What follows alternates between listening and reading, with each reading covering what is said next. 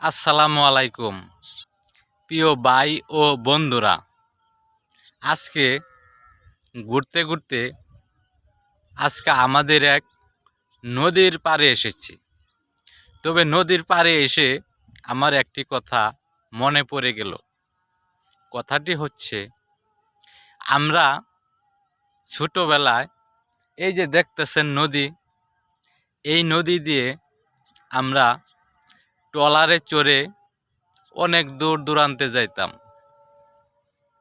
কিন্তু এখন যাওয়ার মতো কোনো আর রাস্তা নেই। কারণ কি জানেন? ট্রলারে যে এখন যাব, ট্রলার চলার মতো কোনো উপযুক্ত পানিই নেই। এখানে বৈশাখ চৈত্র মাস আসলে এখানে আর পানি থাকে না, যার কারণে ট্রলার চলার মতো উপযুক্ত আর থাকে না। এখন হয়তো একটু পানি দেখতেছেন, এই যে কিছুদিন আগে বৃষ্টি হচ্ছিল,